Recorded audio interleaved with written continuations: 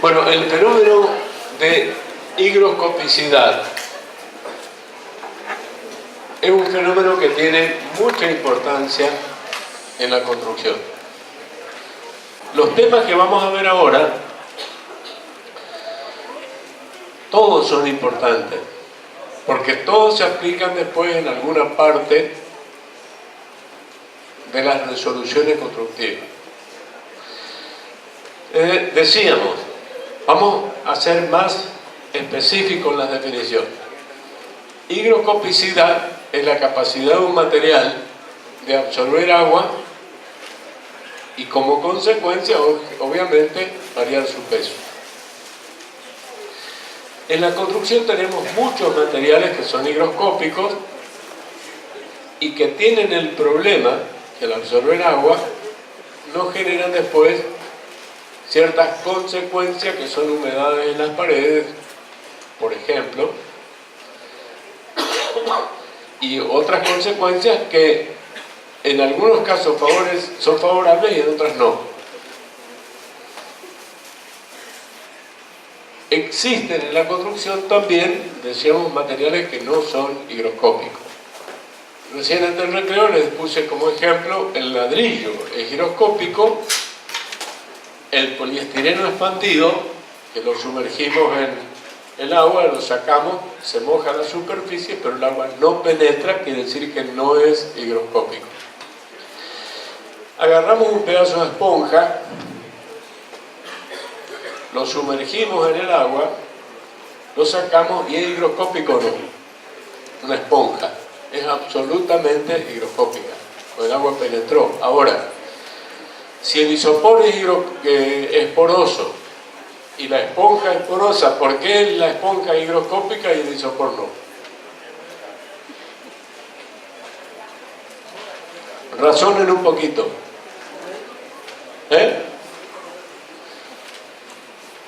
Les puse como ejemplo un pedazo de esponja y un pedazo de isopor. Los dos son porosos, ¿estamos de acuerdo? Ahora, la esponja es higroscópica y el isopor no. ¿Por qué? ¿Hola? No es que tenga más espacios vacíos, porque si fuera más o menos, si fuera un problema de cantidad, sería más o menos higroscópico, pero... ¿Cómo? Es un polímero, sí. Pero hay polímeros que son higroscópicos. A ver, razonen un poquito, porque les decía el otro día, el arquitecto resuelve sus problemas razonando, siempre. Es la mejor herramienta que tiene. ¿Por qué?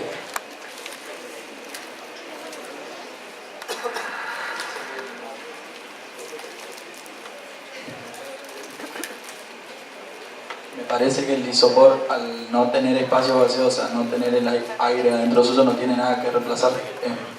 No tiene cómo penetrar el agua. En cambio, la esponja es como que se reemplaza el aire, lo absorbe el agua. No, es que el isopor tiene espacio vacío. ¿Qué característica del material? Vamos a razonar entre todos, ¿eh? Así analizamos los materiales. ¿Por qué característica? Él me dice, acá me dice por la característica del material. El isopor tiene un material más impermeable que el que tiene el esponja, digamos. Sí, estamos de acuerdo. ¿Pero por qué no penetra el agua?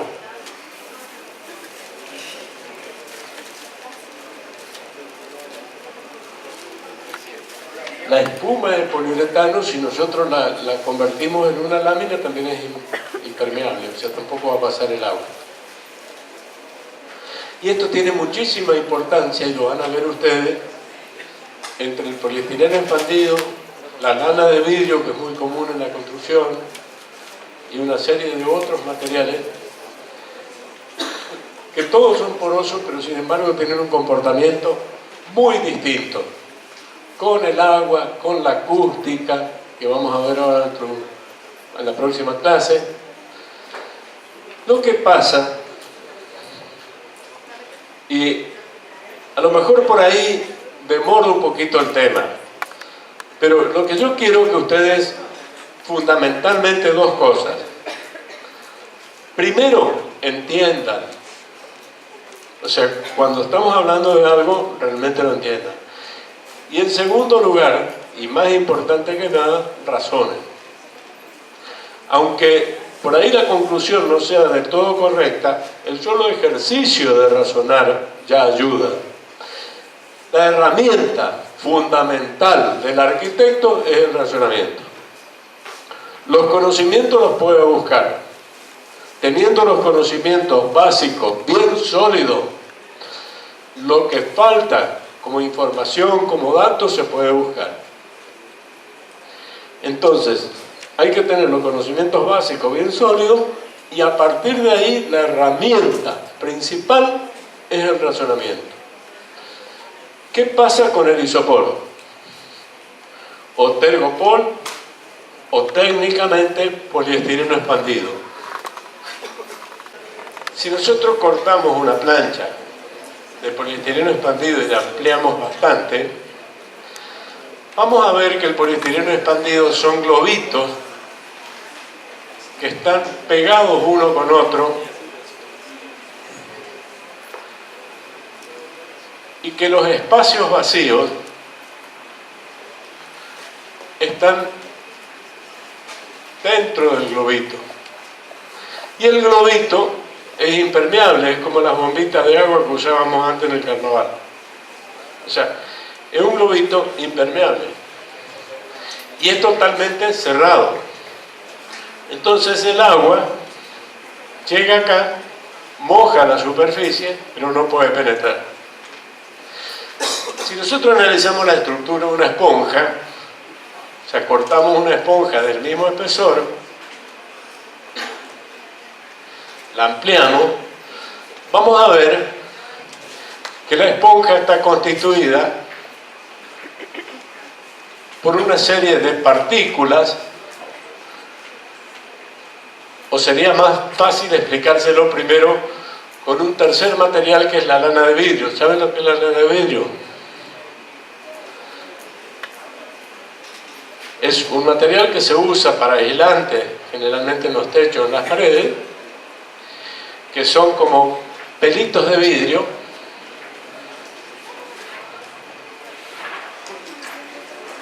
que vienen formando, como dice la palabra, da la sensación de ser una lana. Pero el material básico con el cual se lo construye es el vidrio. Entonces tenemos tres tipos de conformación de materiales diferentes acá. ¿Qué es lo que pasa? En este caso, el agua directamente, como decíamos hoy, no va a entrar. Llegó a la superficie, se topó con una superficie impermeable, porque el espacio vacío está cerrado y adentro. En este caso, en cambio, el agua va a penetrar entre los poros que existen de lo que es la espuma de nylon. Por eso cuando nosotros la metemos en el agua, la sacamos, la apretamos, la soltamos, vemos cómo el agua se mete y el agua sale.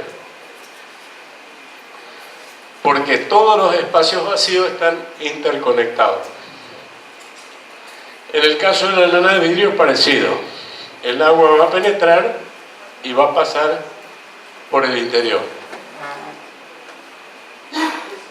Bueno, estas son las estructuras básicas que existen en los materiales, por los cuales los materiales son higroscópicos o no. Generalmente no son higroscópicos los materiales que son compactos y los materiales que tienen poros cerrados. Dentro de los poros cerrados tenemos el poliestireno expandido y hay otros materiales de construcción como la espuma de poliuretano, como algunos componentes de plástico. Es decir, va a haber varios materiales que no son higroscópicos. El caso del hormigón es un material que absorbe muy poca agua, justamente por la propiedad que vimos hoy antes, porque es un material muy compacto. Al ser compacto no tiene espacio vacío. Si no tiene espacio vacío, no tiene dónde penetrar el agua. Entonces el hormigón es muy poco higroscópico por esa razón, porque no tiene espacios vacíos. Cuanto más compacto, menos higroscópico. Un hormigón bien compacto no va a ser higroscópico. El ladrillo es un material muy higroscópico, como lo habrán probado hoy. ¿Cuál es el principal problema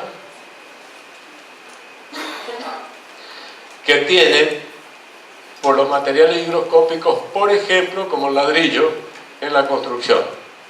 Bueno, esto se divide en dos partes. Hay una parte que tiene que ver con el agua en forma líquida y otra parte con el agua en forma de vapor. Nosotros el primer año nos vamos a centrar principalmente en lo que es el agua en forma líquida, cómo afecta a la higroscopicidad, qué relación tiene con la higroscopicidad de los materiales. Y les voy a hacer un pequeño comentario respecto al agua en forma de vapor para que lo vayan entendiendo, pero eso lo van a profundizar en materias más adelante. El principal problema que nosotros tenemos en la construcción con los materiales higroscópicos, y hablando del agua en forma líquida, está en la humedad que contiene el suelo y los materiales con los cuales construimos la pared, por poner un ejemplo. Es muy común que la humedad suba a través de una pared construida con ladrillo, justamente porque está construida con un material higroscópico. Ahora, ¿por qué sube? Si la fuerza de gravedad tira para abajo y el agua tiene su peso, entonces ahí viene otra cuestión. Nosotros vamos a ver, como se puede observar, allá hay una pared que tiene humedad, bueno, está detrás de la puerta, no la van a ver ahora ustedes, pero todos tendrán la experiencia de haber visto alguna pared con humedad. Acá tienen otra. Lo que pasa, bueno, no la van a ver todos por la altura, pero después pueden mirar este pedacito de pared que se nota que tiene manchas, se nota que se empezó a desprender el revoque, se empezó a saltar la pintura. Cualquiera que no haya estudiado arquitectura le preguntamos ¿qué pasó ahí? Bueno, tiene problema de humedad. ¿Y por qué? Si la humedad está de la pared, del suelo, del nivel del suelo para abajo, ¿por qué sube? Bueno, hay un fenómeno que se llama capilaridad. Tiene una explicación muy detallada, pero yo voy a tratar de explicárselo con formas muy, de alguna manera, con palabras muy sencillas. El ladrillo tiene una conformación interna entre los tres ejemplos que yo puse ahí, del poliestireno expandido, la esponja y la lana de vidrio. Si nosotros lo cortamos y lo miramos con el microscópico, se va a parecer mucho más a la esponja. O sea, cuando vemos cómo se fabrica el ladrillo más adelante, vamos a ver cómo y por qué tiene ese tipo de porosidad. Pero en definitiva, lo que tiene el ladrillo son poros interconectados.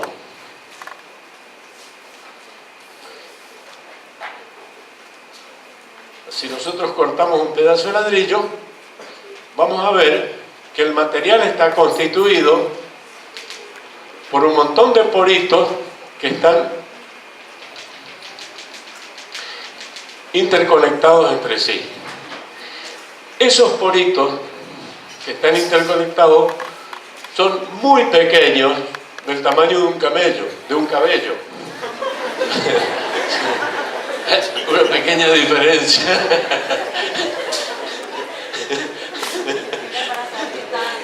Lindo ladrillo tendríamos. Bueno, volvemos otra vez a lo serio. Del tamaño de un cabello. Esos poros interconectados del tamaño de un cabello reciben el nombre de capilares. Entonces, cuando se interconectan todos esos poros de tamaño tan pequeño, se forma como si fuera un tubito. Vamos a suponer que este es un tubo muy, muy pequeño en diámetro. O sea, un diámetro que está muy debajo del milímetro. O sea, tiene décimas de milímetro. El agua, vamos a tomar este nivel, nosotros ponemos, esto es material, y esto es material. Esto está ampliado como si lo viéramos con un microscopio. Este es un tubito que tiene, como les decía recién, menos de 1 milímetro de diámetro. ¿Qué es lo que pasa? El agua, que está acá, si bien tiende a ir para abajo por acción de la gravedad, por atracción molecular entre el material de las paredes del conducto y las moléculas del agua, comienza a superar y comienza a subir. O sea, la atracción de esto, y llega hasta un nivel que es un punto de equilibrio. Les digo, la explicación detallada de esto es bastante compleja. Yo lo que quiero, por el momento, es que ustedes entiendan que hay un fenómeno físico que hace que los conductos muy pequeños, del tamaño de un cabello, que se denominan capilares, el agua comienza a subir por un fenómeno que se llama fenómeno de capilaridad.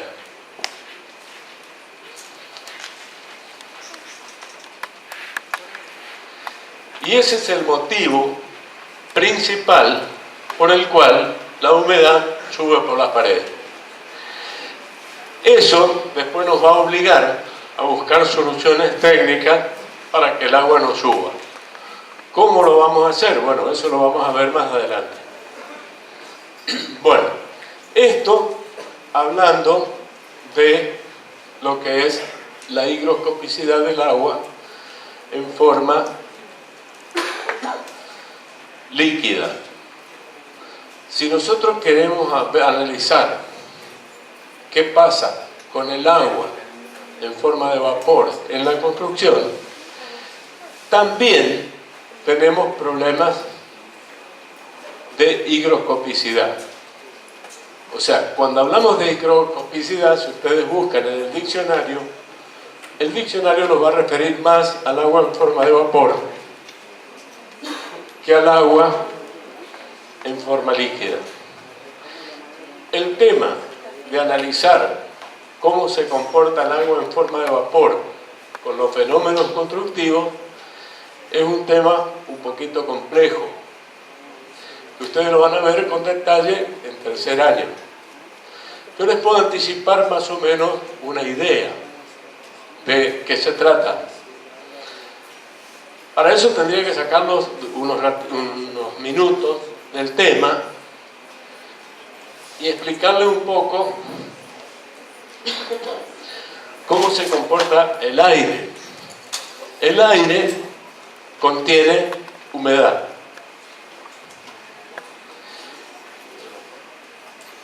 Hago una preguntita. Un ventilador en una habitación, ¿enfría la habitación?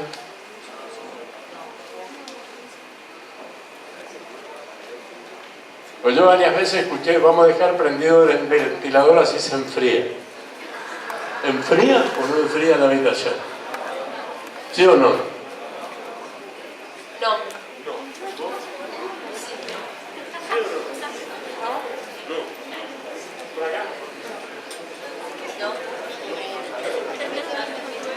No, no enfría. Parece que estamos todos de acuerdo. ¿Alguien piensa que puede enfriar? ¿Y entonces para qué lo ponemos? ¿Para qué? Para que ventile.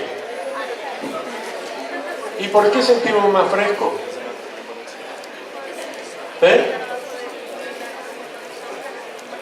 ¿Por qué sentimos más fresco?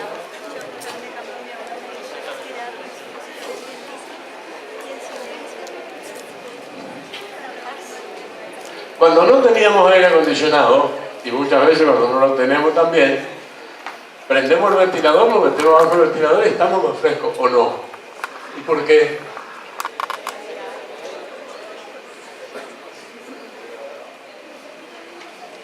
Alguien tiene, ¿sabes? Son 500 personas acá. ¿Por qué? Sí, obvio, por el viento, pero ¿qué pasa con el viento? A ver.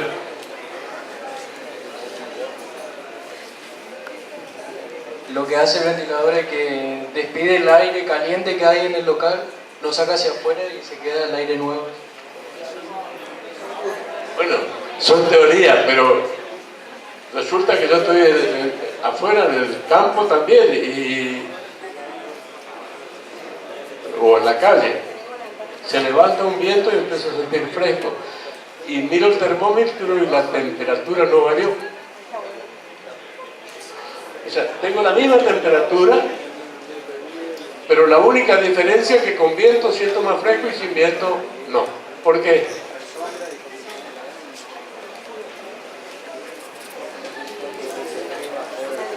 Bueno, por acá me dicen que el aire caliente tiende a subir. Bien.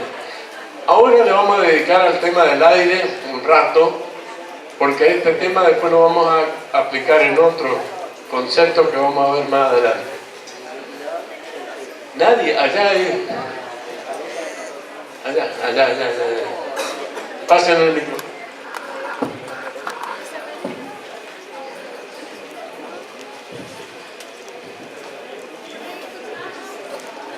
Porque disipa el calor corporal. Porque me mueve.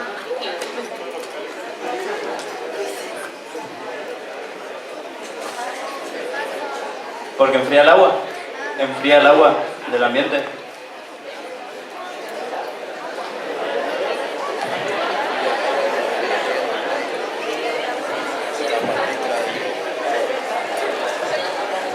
Bueno, algunos estuvieron más cerca, otros más no tan cerca, pero bueno, por lo menos sirve esto para que empiecen a razonar y a poner un poquito más de atención.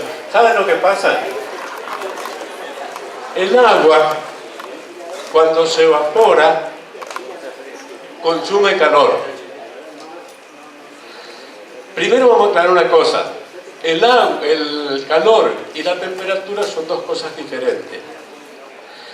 El calor es energía. La temperatura es una forma de medir esa energía. Cuando nosotros estamos en un ambiente con 20 grados centígrados, es porque hay dentro del ambiente una cierta cantidad de energía.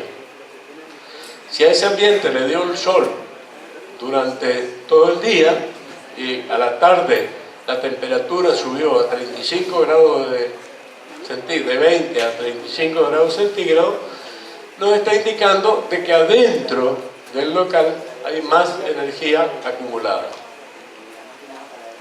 Entonces, una cosa es el calor y otra el calor, que es energía, y otra cosa es la temperatura. Entonces no vamos a confundir y vamos a hablar del calor.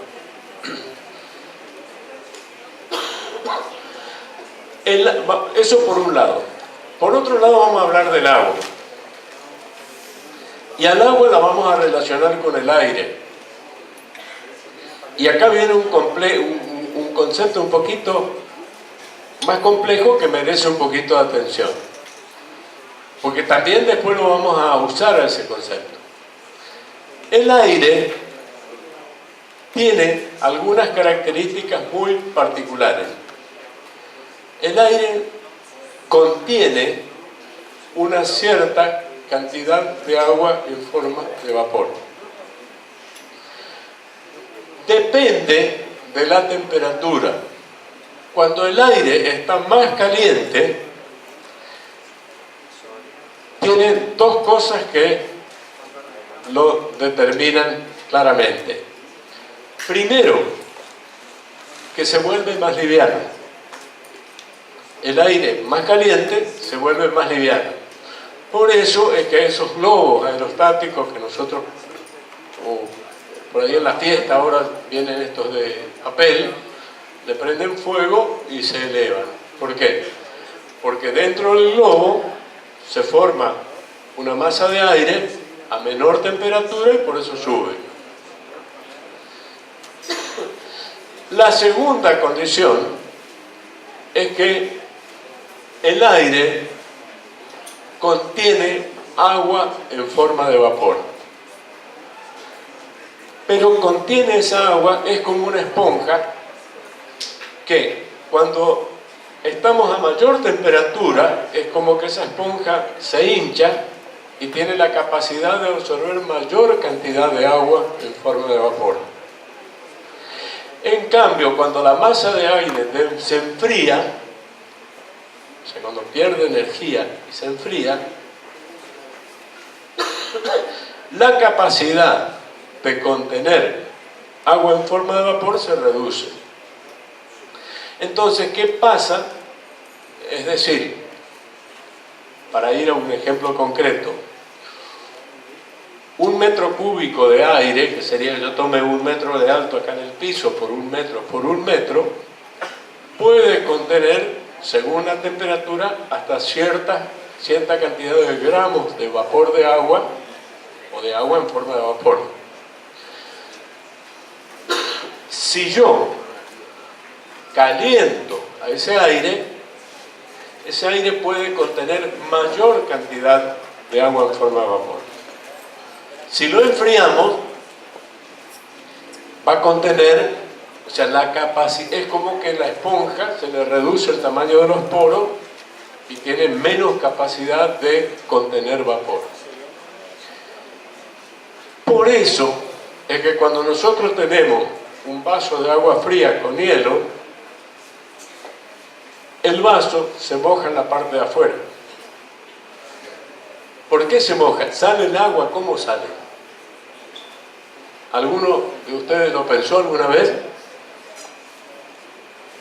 ¿Cómo se sale el agua de adentro del vaso a mojar la pared de afuera?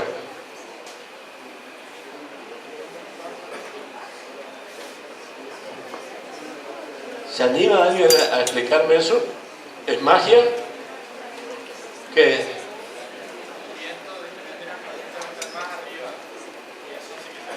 ¿Cómo?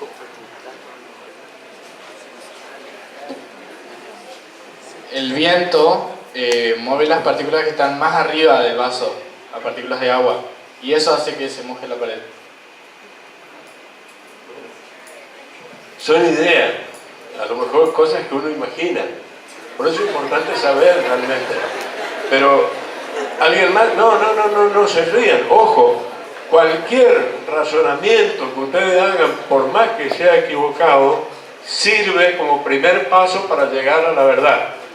¿Entiendan? O sea, no se rían nunca de alguien que razonando se puede equivocar. Es preferible que alguien se equivoque razonando que alguien que no razone. Por allá.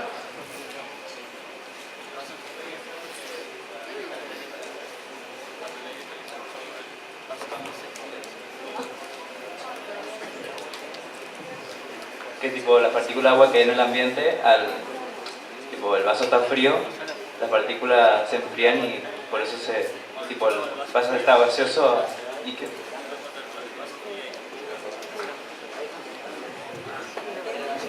Bueno, acá estamos muchísimo más cerca de la realidad.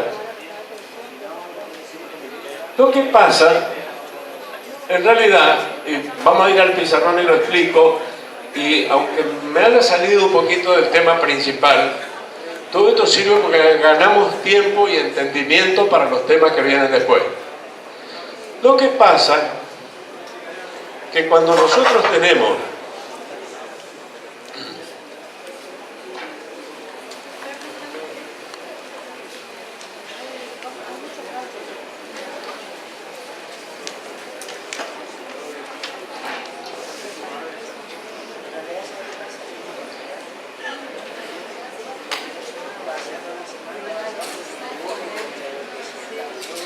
el vaso de agua, con el agua adentro, y esto está, por ejemplo, a 10 grados centígrados, y afuera tenemos, por ejemplo, 40 grados centígrados, ¿qué pasaba con el aire cuando estaba más caliente? ¿Qué pasaba? Tenía más capacidad de absorber vapor de agua. Entonces, este aire tiene una cantidad de vapor de agua bastante importante. No quiero hablar de valores ahora para no llenarlos de información. Pero tiene unos cuantos gramos de vapor de agua por cada metro cúbico. Como al enfriarse pierde la capacidad de contener agua en forma de vapor, se reduce. Cuando el aire llega acá y toca el vaso, toca una superficie que está a 10 grados centígrados. Entonces, el agua que estaba en forma de vapor, al tocar la superficie fría, se condensa. Se condensa significa que pasa del estado gaseoso al estado sólido. Se condensa y queda pegado en la pared del vaso. Bueno, ¿qué pasa ahora con el tema del ventilador? El tema del ventilador es más o menos al revés. ¿Cómo? Sí, seca, pero ¿por qué la seca? El cuerpo humano permanentemente está transpirando. Aunque nosotros no lo sentimos, aunque haga frío, siempre hay algo de transpiración en la piel. Esa transpiración significa que la superficie está mojada. Y está mojada con agua líquida. Lo que pasa que el viento del ventilador acelera la velocidad por la cual el aire circula rozando la piel y evapora de manera más rápida lo que es el agua líquida. Y acá se agrega algo más. En el proceso de evaporación, el agua consume calor. No hablamos de temperatura, por eso le hice la aclaración hoy. En el proceso de evaporación se consume una cierta cantidad de energía. Esa energía, en este caso, es calor. Al consumir el calor, nosotros tenemos la sensación de que la superficie está más fría. En realidad está más fría. Entonces, a ver si... el ventilador acelera la corriente de aire, entonces hace que todo ese proceso, que es inverso a lo que pasa con lo que vimos ahí, se haga más rápido. Entonces, cuando más fuerte el viento, más rápido el proceso de evaporación, más rápido, más cantidad de energía se consume y más baja la temperatura que vamos a sentir. Hasta cierto punto, ¿no es cierto? Bueno, ¿qué tiene que ver esto con la construcción? Cuando hablamos de higroscopicidad en forma de vapor, el tema es que acá me voy a adelantar un poco a algo que ustedes van a ver más profundamente en tercer año, pero se los tengo que mencionar porque si van al diccionario o a través de internet buscan la definición, la van a encontrar más referida al tema del agua en forma de vapor que en forma líquida. Las paredes, si esta es una pared de ladrillo,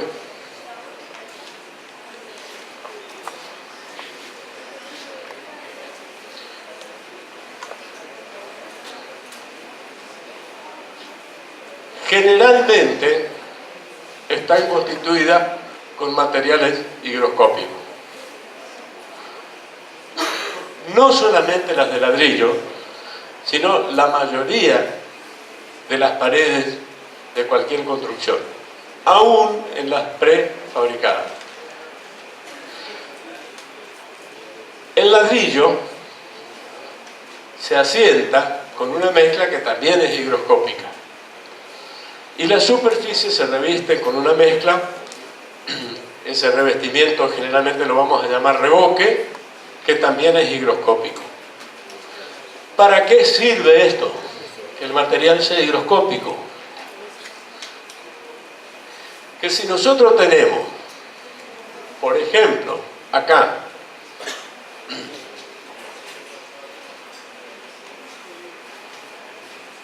...40 grados centígrados...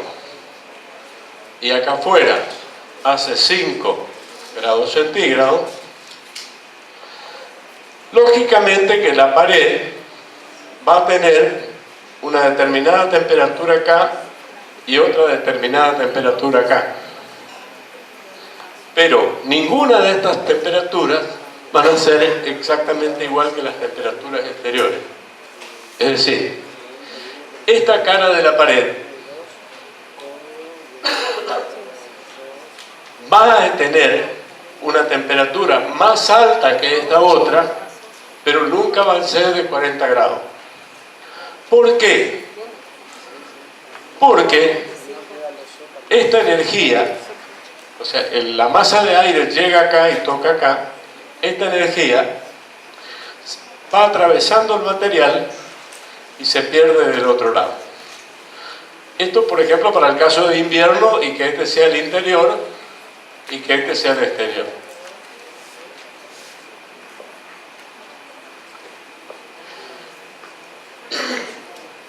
En determinadas situaciones puede pasar, vamos a borrar esto porque no quiero hablar con datos tan precisos. En determinadas situaciones puede pasar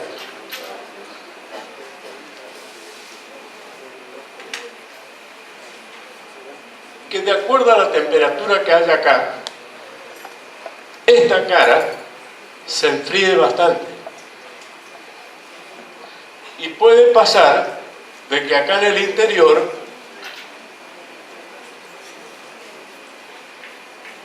la temperatura sea bastante alta. Este interior es todo el aire que viene acá y toca esta superficie.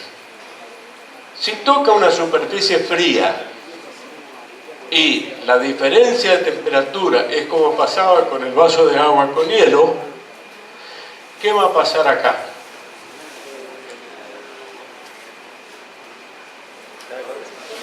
Se va a mojar, es decir, va a llegar la humedad en forma de vapor acá y va a comenzar a condensarse. Ahora, eso pasa si esta superficie es totalmente impermeable. Ahora, si esta superficie es higroscópica, lo que va a pasar es que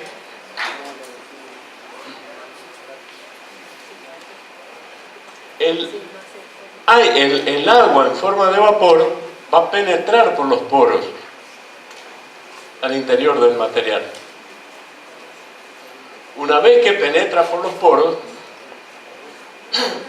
este material se vuelve higroscópico, pero ya no como un problema de agua en forma líquida, sino como agua en forma de vapor.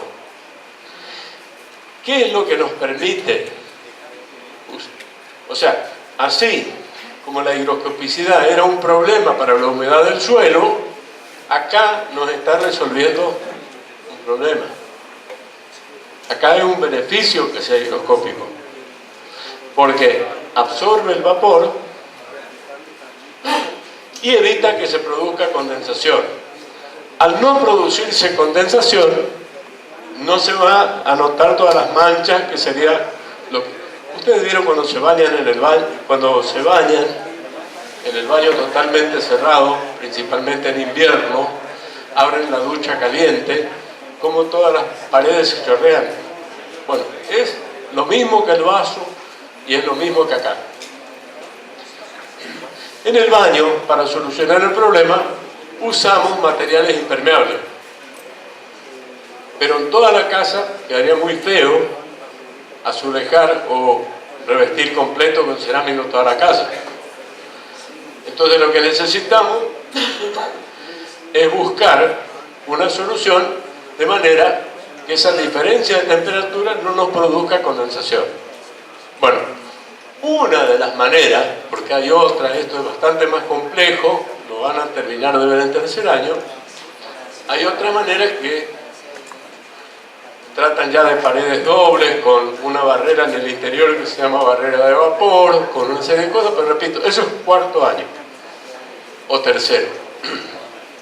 Por ahora quedémonos con este concepto. En este caso, que el material sea higroscópico puede resultar favorable. Ustedes vieron cuando van a la pinturería que por ahí dice látex para exterior, látex para interior. ¿Saben cuál es la diferencia?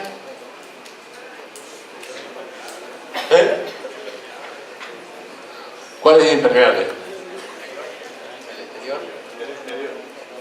¿Y el interior?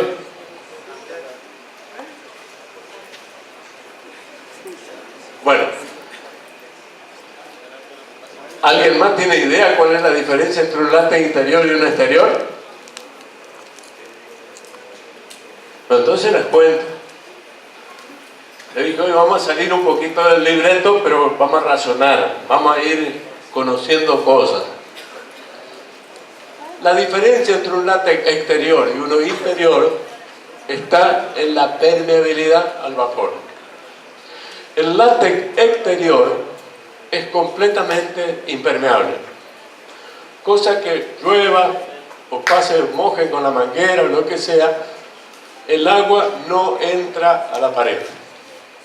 En cambio, el látex interior, si es de buena calidad, puede ser lavable, pero es permeable al agua en forma de vapor. Entonces, eso hace que se mantenga la higroscopicidad, se mantenga esta condición, que en este caso es favorable, y nos permita evitar la condensación. ¿Ven cómo va teniendo relación cada uno de los temas que vamos viendo con una aplicación práctica después?